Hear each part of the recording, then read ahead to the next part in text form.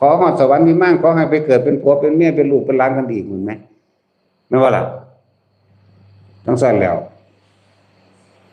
ขอตะพุตะพื้อเองว่าเด้อ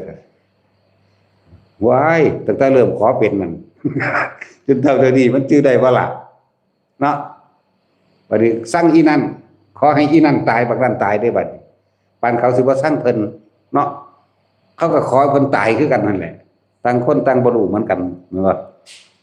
ทั้งสั้นแหละนี่คือความจริงหรือบ่จริงก็แล้วแต่ไผบัดนี้เฮาเอาไปเทียบเบิ่งในตนเองตัวเอาไปเทียบเบิ่งในตนเองเด้อแต่กูจื้อความใดก็กูขอเริ่มต้นขอตั้งยามใดก็ยังบ่จื้อว่าเจ้าของเริ่มต้นขอตั้งยามใดเนาะนั่นแหละขออยากเป็นคือผู้นั้นก็มีแหม เนาะตัดสินก็อยากรอคือวิจัยบัญชาไปจังซี่ โอ้ยเกิดซะได้กูรอคือผู้นี้แน่แม่หรือว่าได้กูสิได้ปัดหำตาก